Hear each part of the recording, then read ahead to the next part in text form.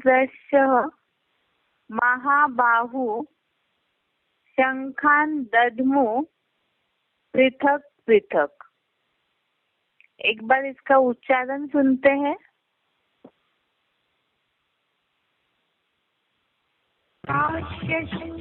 परमेश्वार्थ च महारथः धृष्टद्युम्नो विराटश्च सात्यकिश्चापराजितः द्रुपदो द्रौपदेयाश्च सर्वशः पृथिवीपते सौभद्रश्च महाबाहो शंखान दध्मु पृथक पृथक। दैहिक पुरुषार्थ रूपी बड़े शरीर का धनुष धारण करने वाले काशी के काशीराज ने और ऐसे ही हाथी जैसी देहंकारी महाकाली रूपा महारथी चोटी की बीज रूपा ब्राह्मणी सो रुद्राणी जगत अम्बा रूपी द्रुपद पुत्री शिखंडी ने एवं ढीठ और बदला लेने के दृढ़ निश्चय पांडवी निर्लज सेनापति धृष्टद्युम्न ने प्रवृत्ति की यादगार विष्णुरूप जैसा विराट एवं किसी से कभी भी पराजित न होने वाला अपराजित सदा सत्य के साथ ही सात्विकी ने तथा निश्चित ही ध्रुव पद पाने वाला कांपिन्य नगर का राजा जो मित्रद्रोही भी था उस द्रुपद ने और द्रौपदी के सूर्य चंद्रवंशी बोधि सन्यासी एवं सिख पांचों पुत्रों ने एवं पांडवों का अति प्रिय महाबाहु सुभद्रा पुत्र जो अपने मामा वैसे ही अलौकिक बाप को लेकर बड़ा धुरंधर देहाभिमानी था। ऐसे अभिमन्यु ने हे धर्मीश्वर चारों ओर फैली हुई दिशाओं के एडवांस ब्राह्मणों ने अलग अलग प्रकार के ईश्वरीय एडवांस गीता ज्ञान के सनसनी भरे मुख रूपी शंख बजाए।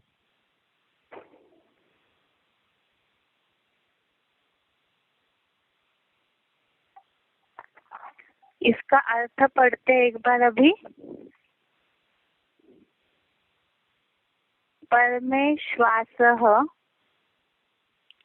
काश्यः च अर्थात महान शरीर का धनुष धारण करने वाले काशीराज ने और आगे है महारथः अर्थात महारथी। अगला शिखंडी च धृष्टद्युम्नो शिखंडी ने एवं धृष्टद्युम्न ने। आगे है विराटश्च अपराजितः अर्थात विराट एवं अपराजित। आगे है सात्यकिश्च द्रुपदो द्रौपदेयाश्च अर्थात सात्यकी ने तथा द्रुपद ने और द्रौपदी के पांचों पुत्रों ने। आगे है महाबाहु सौभद्रश्च पृथ्वीपते सर्वशः अर्थात एवं महाबाहु सुभद्रा पुत्र पृथ्वीपते सर्वशः अर्थात हे धर्मेश्वर चार। एक बार इसका पूरा अर्थ देखते हैं।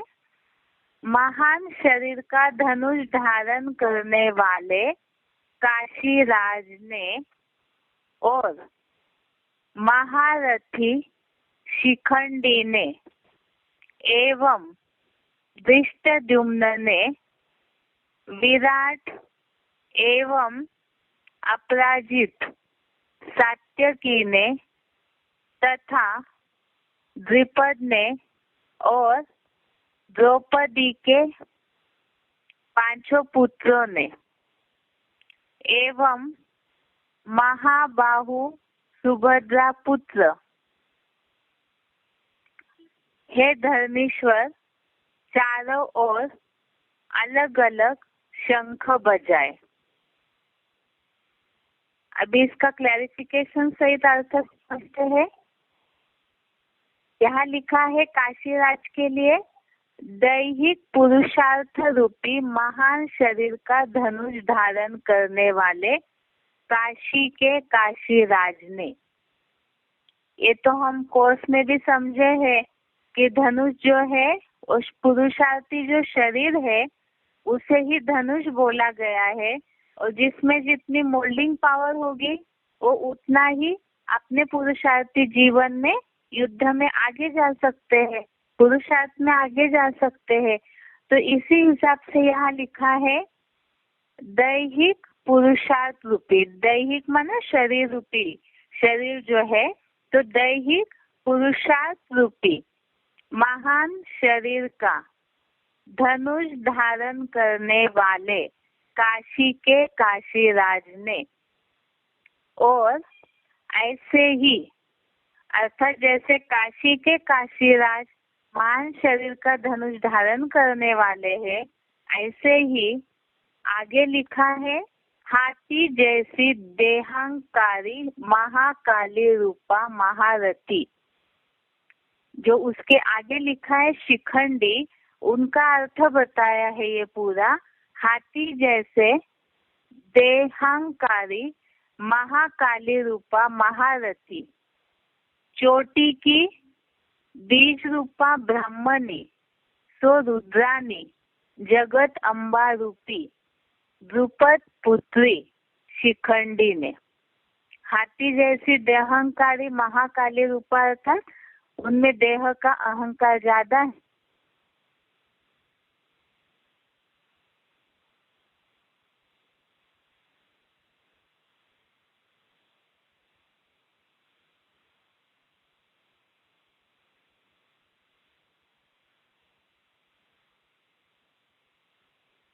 अम्बा रूपी द्रुपद पुत्री शिखंडी ने।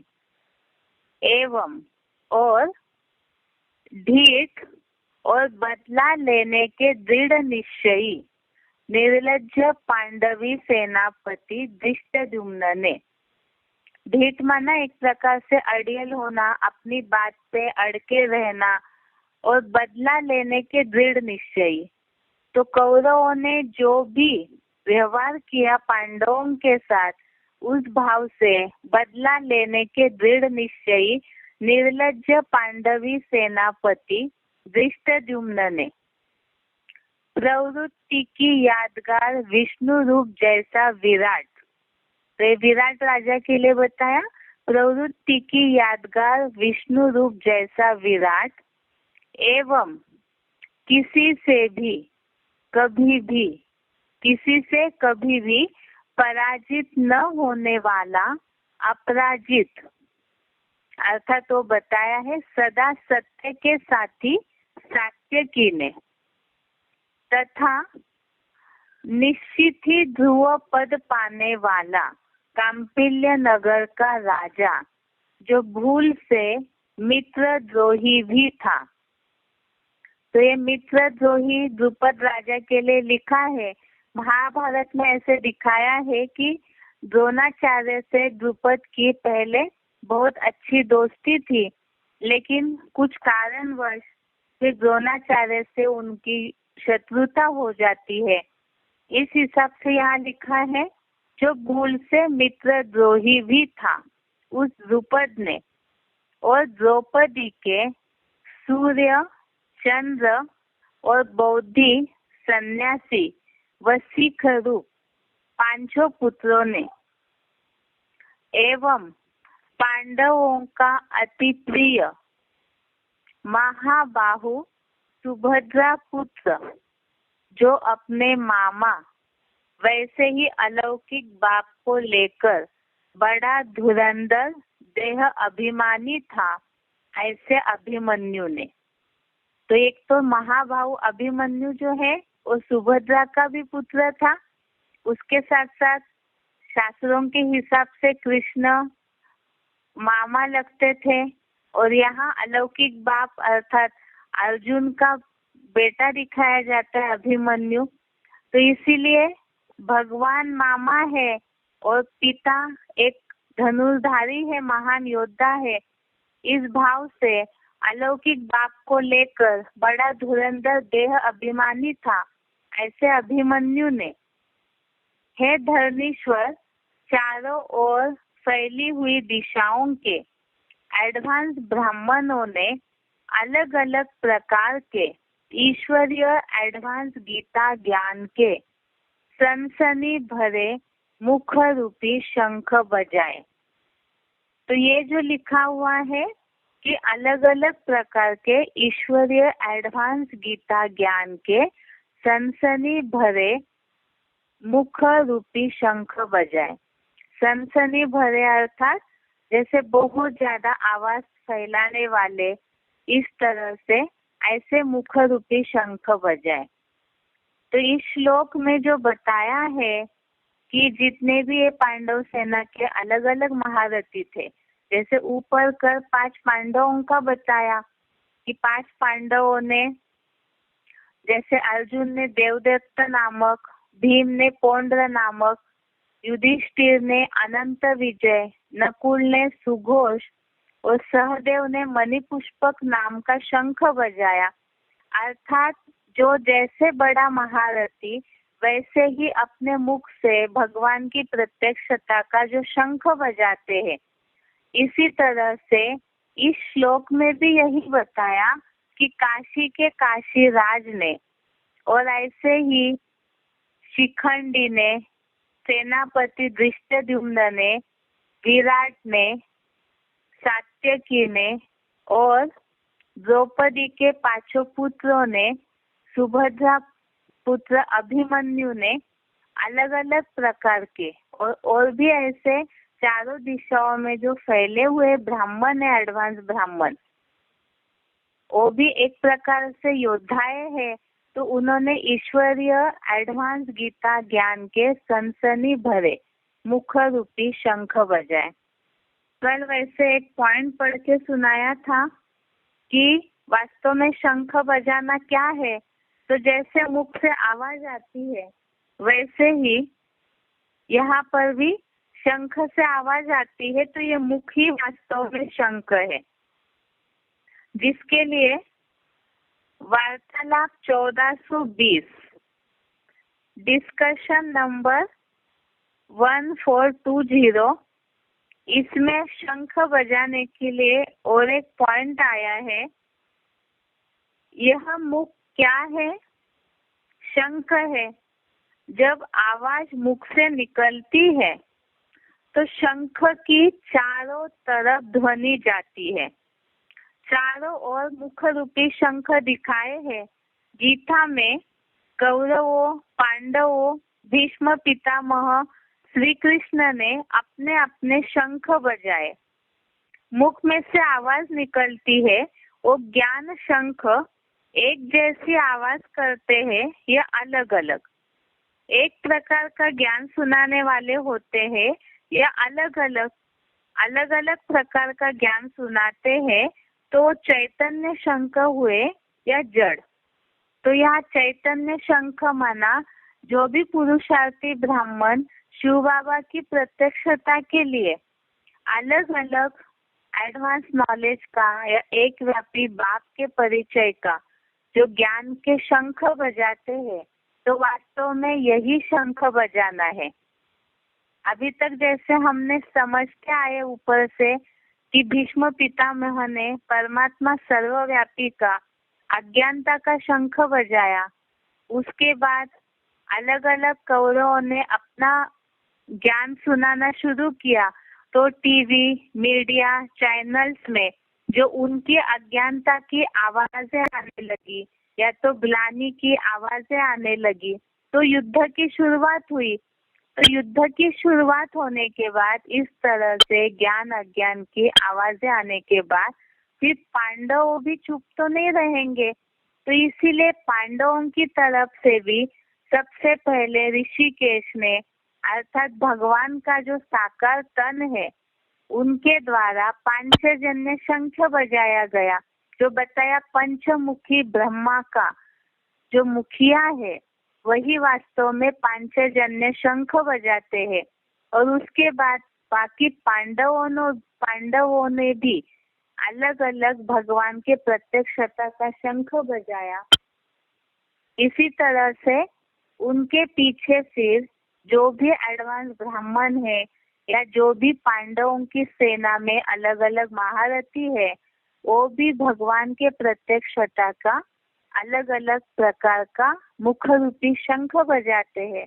जैसे अभी अभी वार्तालाप 1420 का पॉइंट पढ़ा, तो उसमें यही बताया है कि सब अलग अलग प्रकार से ज्ञान सुनाते हैं। जैसी जिसकी बुद्धि है, जिन्होंने जैसे परमात्मा बाप के पाठ को समझा है, वो वैसे ही ज्ञान समझाएंगे और उसी आधार से वो अपना मुख रूपी शंख बजा करके परमात्मा की प्रत्यक्षता के लिए इस महाभारत युद्ध में सहयोग देते हैं। तो इस श्लोक का यही अर्थ है, मुख रूपी शंख बजाना। एक बार लास्ट में फिर से इस अर्थ को पढ़ते हैं दोबारा। दैहिक पुरुषार्थ रूपी महान शरीर का धनुष धारण करने वाले काशी के काशीराज ने और ऐसे ही हाथी जैसी देहांकारी महाकाली रूपा महारथी चोटी की बीज रूपा ब्राह्मणी सो रुद्रानी जगदम्बा रूपी द्रुपद पुत्री शिखंडी ने एवं धीर और बदला लेने के दृढ़ निश्चयी पांडव निर्लज्ज पांडवी सेनापति धृष्टद्युम्न ने और प्रवृत्ति की यादगार विष्णु रूप जैसा विराट एवं किसी से कभी भी पराजित न होने वाला अपराजित सदा सत्य के साथी सात्यकी ने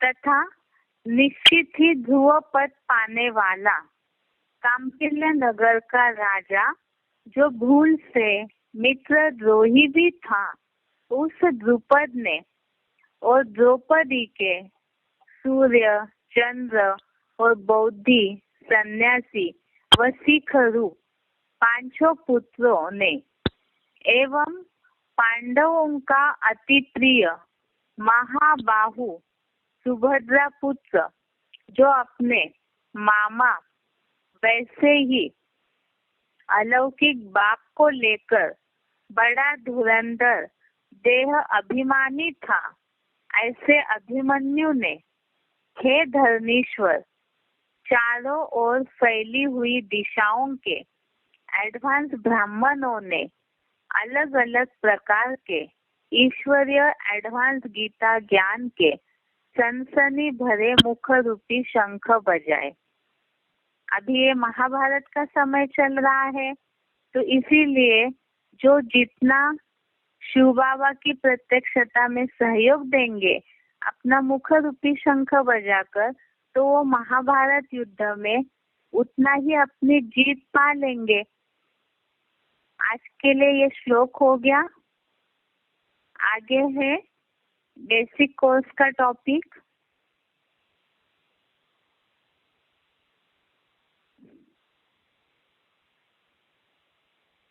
हम अभी तक पढ़ रहे थे मन का टॉपिक।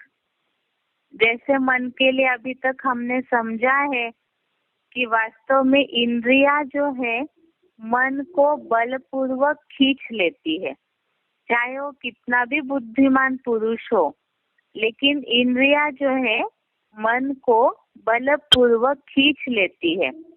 इसीलिए ही कछुए के अंगों की तरह, जैसे कछुआ अपने इंद्रियों को समेटने की क्षमता रखता है, उसी तरह से पुरुषार्थी जीवन में भी मनुष्य को अपने इंद्रियों को समेटने का पुरुषार्थी होना चाहिए, और तब ही उसकी मन अगर उससे निर्लिप्त हो जाए तो योगी की बुद्धि दृढ़ता से आत्मस्थिर हो सकती है। इसी के लिए ही बताया कि वास्तव में इंद्रिया जो है वो चंचल है और ये मन को ऐसे खींच लेती है कि ज्ञान योग का नाश हो जाता है, तो इसीलिए उसे मारना है। लेकिन कैसे करेंगे? इंद्रियों को वश में करने का तरीका क्या है? यहाँ वास्तव में हम मन का टॉपिक पढ़ रहे हैं, लेकिन बात है कि जब तक हम इंद्रियों पे कंट्रोल न रखे तब तक मन जो है वो इंद्रियों की अधीन होता ही रहेगा। अभी यहाँ है कि आँख है तो कुछ दिखाई देगा, कान है तो कुछ सुनाई देगा, माना इंद्रिया जो बनी हुई है शरीर में उससे तो कर्म होते ही रहेंगे। और भगवान तो आकर के गृहस्थियों के लिए कर्मयोग सिखा रहे, हठयोग की तो यहाँ बात ही नहीं है, जिसके लिए हमने ये श्लोक कल समझा था, 3रे अध्याय का 5वां श्लोक, जिसमें बताया कि कोई भी व्यक्ति जो अनिवार्य कर्म है उसके बिना रह नहीं सकता है। प्रकृति का शरीर है और प्रकृति सत्व रज तीन तम ये 3 गुणों से प्रसारित होती है, तो इसके कारण मनुष्य को बरबसी कुछ कर्म करने पड़ते हैं। तो फिर ऐसे कर्मों के लिए हठयोग करना चाहिए या नहीं, इसके लिए भी हमने समझा था कि जो हठयोगी होते हैं उन्हें भगवान ने मिथ्याचारी कहा है, अर्थात झूठ आचरण करने वाले कहा है।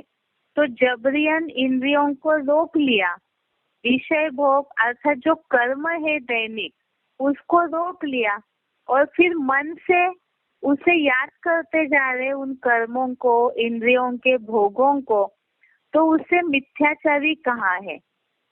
जो कल हमने श्लोक समझा था 3रे अध्याय का 6वां श्लोक, जिसमें बताया है 3rd अध्याय श्लोक नंबर 6, कर्मेन्द्रियाणि संयम य अस्ते मनसा स्मरन इंद्रियार्थान विमूढ़ात्मा मिथ्याचार स उच्यते। तो इसके लिए ही बताया कि वास्तव में जो महामूर्ख पुरुष अनेक जन्मों से ही प्रबल बनी कर्मेंद्रियों को जबरियन रोक कर हर प्रकार की इंद्रिय सहयोग बिना इंद्रिय के भोगों को मन से याद करता हुआ देह निर्वाह का धंधा छोड़ निष्क्रिय हुआ बैठता है, वह मिथ्याचारी कहा जाता है। जैसे सन्यासी है, कोई ऐसे लोग हैं जो घर बार तो छोड़ के बैठ जाएंगे, लेकिन मन से उन सारी बातों को, दुनियावी जो भी भोग है उसको याद करते हैं, तो वास्तव में वो मिथ्याचारी है। इसीलिए गीता में ऐसा हठयोग करने के लिए भी नहीं बोला है, कर्मों को छोड़ने की बात ही नहीं है, क्योंकि प्रकृति में बंधा हुआ शरीर है। तो इसीलिए इसका उपाय गीता में बताया है कि इस मन को नियंत्रित करने के लिए क्या करना होगा। योग युक्त पुरुष की इंद्रिया सब कार्य करते हुए जैसे कि कुछ करता ही नहीं है।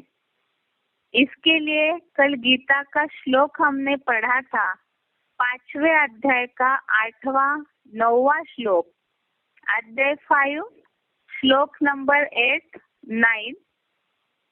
इसमें पढ़ा है, नैव किंचित करोमीति युक्तो मन्ये तत्ववित् पश्यन् शृण्वन् स्पृशन् जिघ्रन् अश्नन् गच्छन् स्वपन् श्वसन् प्रलपन्वी सृजन् गृहन् उन्मिषन्मि मिशन् अपि इंद्रियाणि इंद्रियार्थेषु वर्तन्त इति धारयन्।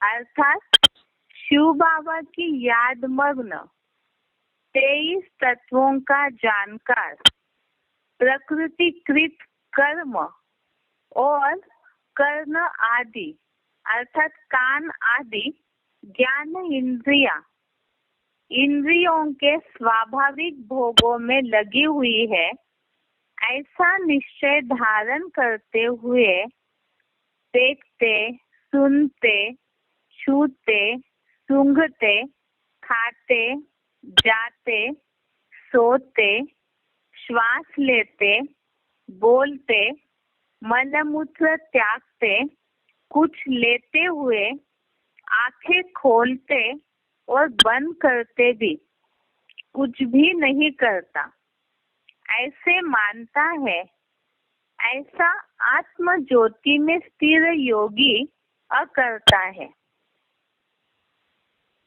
इसमें कल एक होमवर्क के लिए बताया था, यादमग्न 23 तत्वों का जानकार।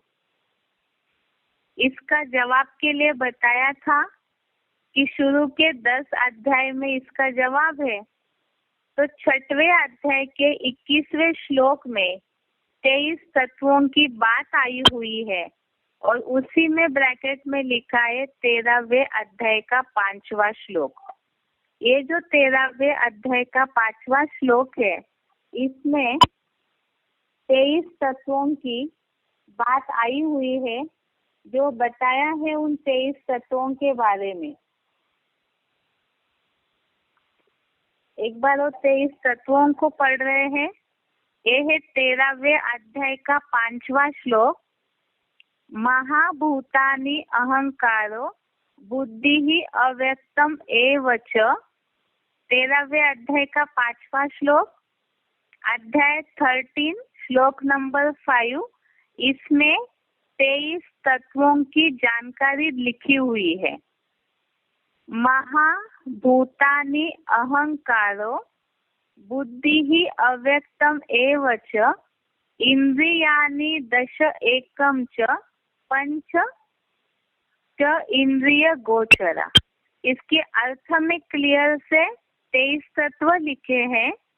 पृथ्वी, जल आदि 5 जड़ महाभूत, देह, अहंकार, बुद्धि, ऐसे ही अति प्रबल संकल्प विकल्प करता एक अव्यक्त मन सहित नेत्र आदि 5 ज्ञान प्लस हाथ पाव आदि 5 कर्मेंद्रिया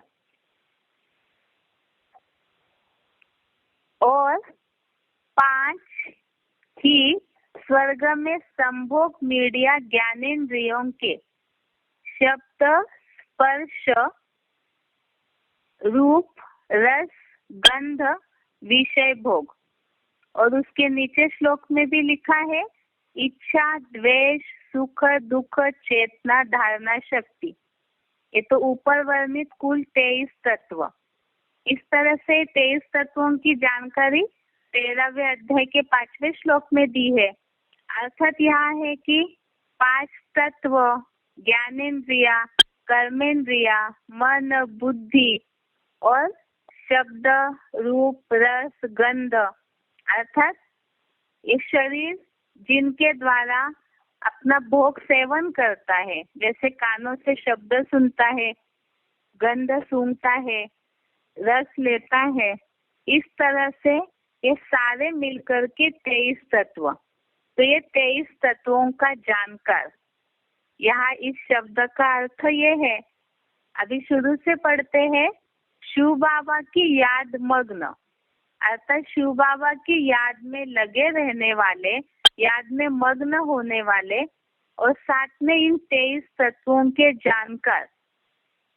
प्रकृतिकृत अर्थात प्रकृति से बने हुए जो कर्म है और प्रकृति से बने हुए कर्म और ज्ञानेन्द्रिया, कर्मेंद्रिया और ज्ञानेन्द्रिया, इंद्रियों के स्वाभाविक भोग में लगी हुई है, ऐसा निश्चय धारण करते हुए देखते, सुनते, छूते, सूंघते, खाते, जाते, सोते, श्वास लेते, बोलते, मल मूत्र त्यागते, कुछ लेते हुए, आँख खोलते या बंद करते हुए भी कुछ भी नहीं करता है, ऐसा मानता है।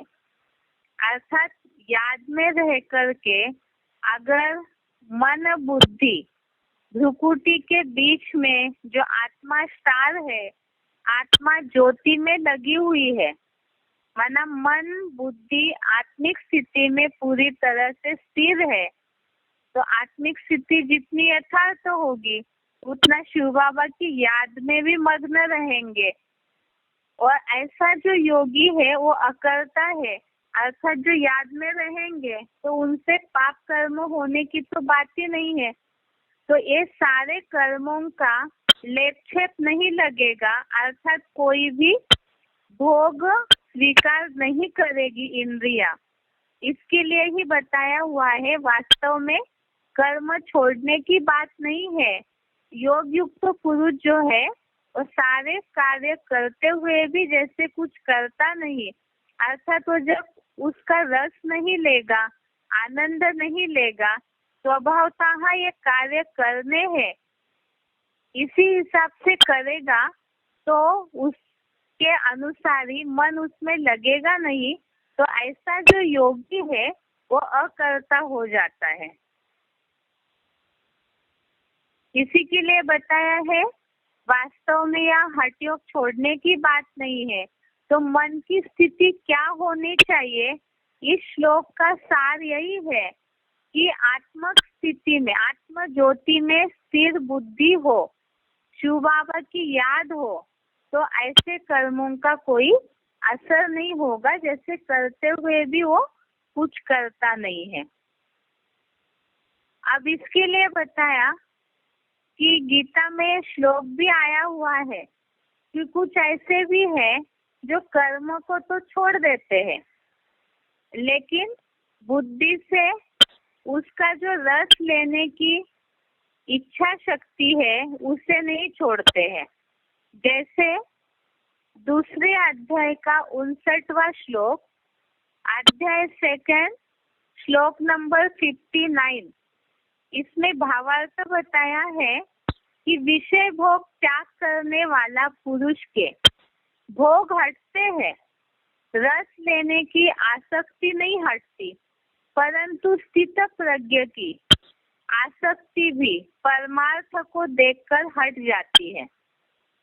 जो श्लोक बताया है, विषया विनिवर्तन्ते निराहारस्य देहिनः रसवर्जम रस अपि अस्य परम दृष्ट्वा निवर्तते। श्लोक दोबारा पढ़ रहे, 2 अध्याय श्लोक नंबर 59, विषया विनिवर्तन्ते निराहारस्य देहिनः रसवर्जम रस अपि अस्य परम दृष्ट्वा निवर्तते। अर्थात विषय भोग त्यागी देहधारी पुरुष के भोग तो विशेषता हटते हैं, यानी रस लेने की पूर्व अनुभूतियों वाली मानसिक आसक्ति नहीं हटती। अर्थात इस राजयोगी की तो आसक्ति भी कलातीत अतीन्द्रिय सुख के परमार्थ को देखकर पूरी ही हट जाती है। तो इसका मतलब ये है कि अगर हठ योग करने वाले जो है ऐसे लोगों की भोग लेना तो छोड़ देंगे, विषय भोग का त्यागी तो बन जाएंगे, लेकिन जो पहले से ही विषय भोग लेते आए हैं, आंखों का सुख लेते आए हैं या कानों का सुख लेते आए हैं, या तो कोई भी कर्मेंद्रियों का ज्ञानेंद्रियों का सुख पहले से लेकर के आए हैं, अब उसका जो रस लिया हुआ है तो पूर्व अनुभूतियों वाली, अर्थात पहले से जो अनुभव किया है उसका रस लेने का, तो उसकी मानसिक आसक्ति अर्थात जो अटैचमेंट है वो नहीं हटता है।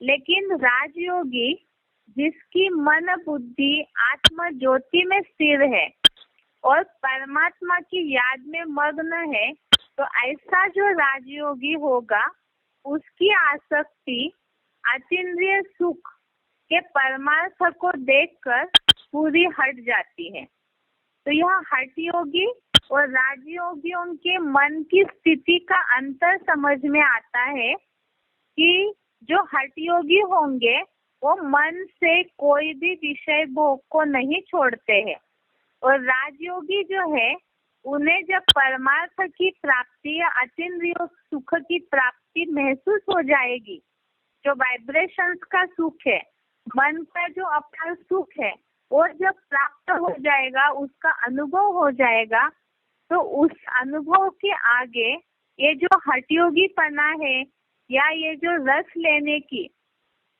आसक्ति है, वो स्वतः ही छूट जाएगी। तो यही अंतर बताया कि मन की स्थिति क्या होनी चाहिए।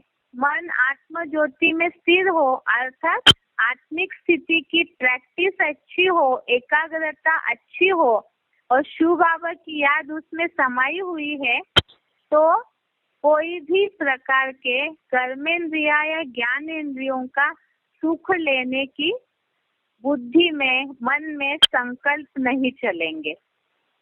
अब इसके लिए भी बताया कि ये आसक्ति, ये जो रस लेने की आदत है, वो कैसे हटे। हो सकता है कईयों को इस बात का अर्थ सही रीति समझ में न आया हो। एक जैसे छोटा उदाहरण बताते हैं। आंखों का सुख अर्थात जैसे लौकिक दुनिया में ज्ञान में आने के पहले बहुतों की आदत होगी घूमने फिरने की, या कुछ टीवी वगैरह देखने की आदत है, न्यूज़पेपर पढ़ने की आदत होती है, म्यूजिक सुनने की आदत होती है। तो अब श्रीमत मिला है इसलिए उसे छोड़ भी दे रहे, लेकिन हो सकता है कि बार बार बुद्धि उस तरफ जाती है, कभी इच्छा हो म्यूजिक सुने, कुछ करे। तो ऐसी जो बात है, जब श्रीमत अनुसार ये बात बुद्धि में बैठ जाएगी कि किस कारण से ये सब बातों के लिए मना किया जाता है, तो यही बताया कि ऐसे जो राजयोगी है, अतीन्द्रिय सुख के आगे जो मन का सुख है, वाइब्रेशन का सुख, शिव बाबा की याद में जो सुख मिलता है, उसके आगे परमार्थ को देख करके ऐसे योगियों की बुद्धि स्वतः ही जो लौकिक दुनिया के सुख है उससे स्वतः ही हट जाएगी। अब यहाँ बताया है कि आसक्ति हटती कैसे है और आसक्ति आने का कारण क्या है। तो उसके लिए भी गीता में श्लोक बताया हुआ है। 2nd अध्याय का 62 नंबर और 63 नंबर का श्लोक, दूसरे अध्याय का 62 और 63 नंबर का श्लोक, इसमें बताया है ध्यायतो विषयान् पुंस संगस्तेषु उपजायते संगात् संगायते काम कामात् क्रोधो अभिजायते क्रोधात् भवति सम्मोह सम्मोहात् स्मृति विभ्रमः स्मृति भ्रंशात् बुद्धिनाशो बुद्धिनाशात् प्रणश्यति। श्लोक दोबारा बता रहे हैं। दूसरे अध्याय का 62-63 नंबर का श्लोक, अध्याय 2 श्लोक नंबर 62-63, इसमें बताया है आसक्ति हटे कैसे और आसक्ति आने का कारण क्या है। ध्यायतो विषयान् पुंस संगस्तेषु उपजायते संगात् संगायते काम कामात् क्रोधो अभिजायते क्रोधात् भवति सम्मोह सम्मोहात् स्मृति विभ्रमः स्मृति भ्रंशात् बुद्धिनाशो बुद्धिनाशात् प्रणश्यति। अर्थात इसमें बताया है विषय भोगों का ध्यान करने वाले पुरुष को उन विषयों में आसक्ति लगा उत्पन्न होता है। आसक्ति से मनसा संकल्प में कामना भली भांति पैदा होती है।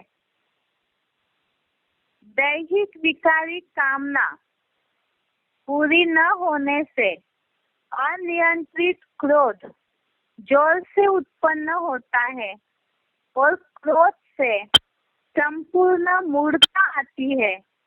भरपूर मूर्छा से जर्जरीभूत बुद्धि द्वारा स्मृति नाश होता है। स्मृति के भ्रष्ट होने से परख और निर्णय शक्ति रूपा समझ शक्ति बुद्धि नष्ट होती है और बुद्धि नष्ट होने से धर्म पर अनिश्चय रूपी मृत्यु होती है। इसका अर्थ यही है, आसक्ति हटे कैसे और आसक्ति का कारण क्या है। विषय भोगों का ध्यान करते हैं तभी उनके प्रति आसक्ति पैदा होगी और आसक्ति से कामना पैदा होगी। अर्थात जो भी हमने पहले से सुख लिया हुआ है, चाहे कर्मेंद्रियों का चाहे ज्ञानेंद्रियों का, अगर उसका मन से स्मरण करते हैं, बार बार वही सारी चीजों को याद करते हैं। विषय भोग मतलब जिन भी इंद्रियों से जिस भी बात का, विषय माना कोई भी बात कोई भी चीज है का हम जो हमने सुख लिया है उससे अगर हम याद करते हैं तो उससे अटैचमेंट पैदा होगा। ऐसा तो चीज बार बार याद आएगी तो बुद्धि बार बार उसी तरफ जाएगी।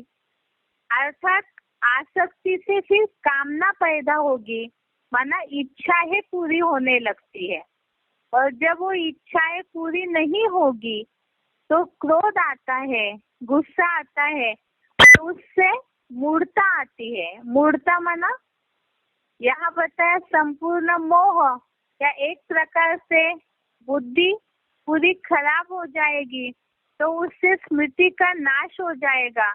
अर्थात क्या अच्छा है क्या बुरा है ये परख और निर्णय शक्ति नहीं आएगी, और ऐसी जब निर्णय और परख शक्ति का नाश हो जाएगा, बुद्धि नष्ट हो जाएगी, तो स्मृति नाश होने से माने निर्णय शक्ति परख शक्ति का नाश होने के कारण संपूर्णतः नष्ट हो जाता है। क्या नष्ट होगा?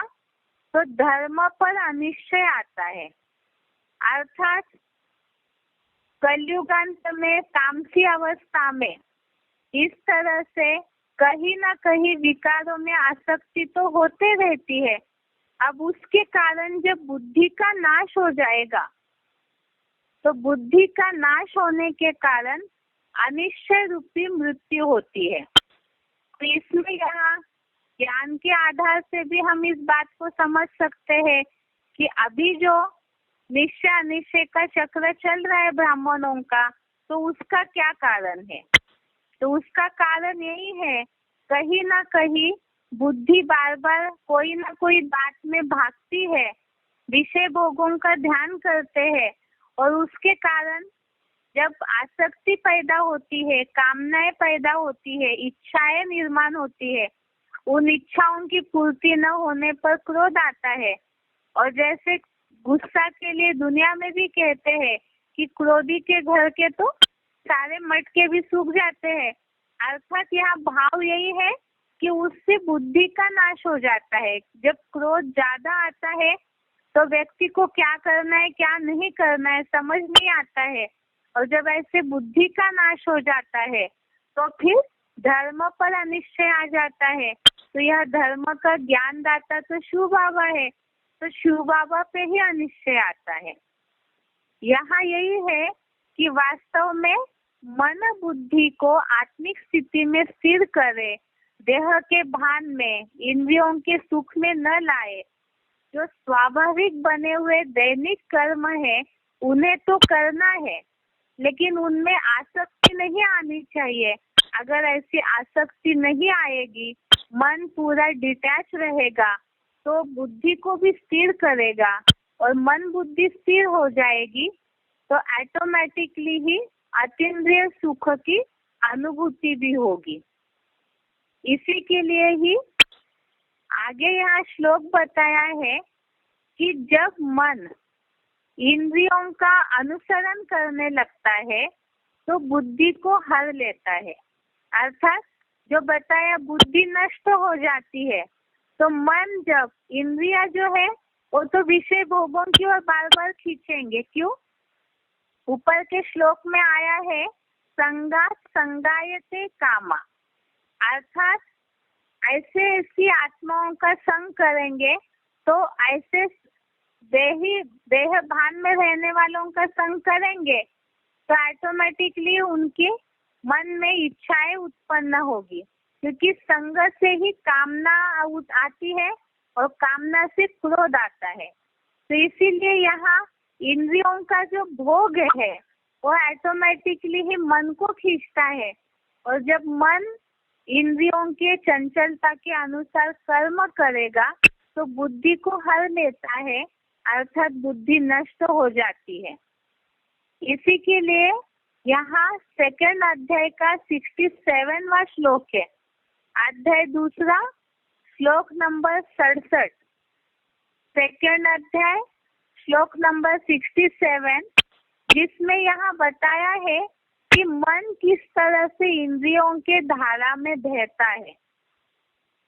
श्लोक बता रहे हैं, इंद्रियाणाम ही चरताम यत् मनो अनुविधीयते तत् अस्य हरति प्रज्ञाम वायुनाव मिवाम्भसि। इंद्रियाणाम ही चरताम यत् मनो अनुविधीयते तत् अस्य हरति प्रज्ञाम वायुनाव मिवाम्भसि। अर्थात जो चंचल मन दैहिक भोगों में विचरण करती हुई कोई भी ज्ञान या कर्मेंद्रियों का अनुसरण करता है, वह मन तीव्र गति से बहती वायु द्वारा पानी में तैरती हल्की नाव की तरह इस भोगी का बेलगाम दौड़ता अश्वरूप मन बुद्धि को हर लेता है। अर्थात यह बताया कि जैसे पानी में तैरने वाली जो नाव है, अगर हवा का झोंका तेज है तो अपने आप ही हल्की नाव है तो बहती हुई चली जाएगी। इसी तरह से यहाँ भी ये जो तूफान है दैहिक भोगों का, यह ऐसा तूफान है कि वो मन को इंद्रियों के अनुसार अगर मन चल रहा है तो वो पूरा वायु की तरह उसको बहते हुए ले जाएगा और उससे फिर बुद्धि को हरण कर लेता है, अर्थात निर्णय शक्ति नष्ट हो जाती है। तो इसीलिए यहाँ बताया कि वास्तव में सारा ही मदार मन के ऊपर है। अगर मन को आत्म ज्योति में स्थिर करके देह भान से निराला करने की कोशिश करते हैं और इंद्रियां जिस तरह से अपना भोग चाहती है उसके बहाव में अगर चले जाएंगे, जो बताया वायु की तरह वो खींच लेगा, ये बेलगाम दौड़ता अश्व रूप मन बुद्धि को हर लेगा भोगों की तरफ।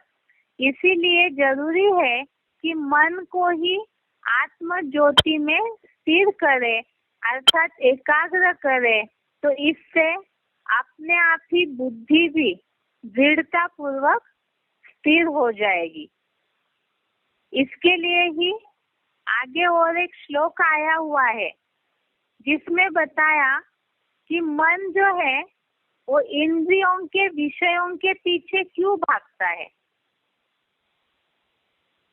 सुख की चाह में, अर्थात मन को हर प्रकार का सुख चाहिए, लेकिन इंद्रियों का जो सुख है वो अल्पकाल का क्षणभंगुर सुख है, जिसके लिए गीता में बोला हुआ है इंद्रियों के विषयों से उत्पन्न भोग ही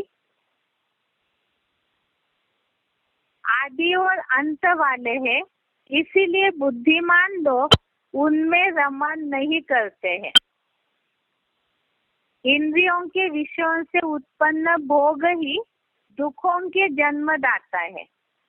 अभी कलयुगांत में देखते हैं कि जिन भी इंद्रियों का सुख लेने की मनुष्य चाह रखता है, सुख तो मिलता है लेकिन वो अल्पकाल का कुछ समय का सुख होता है।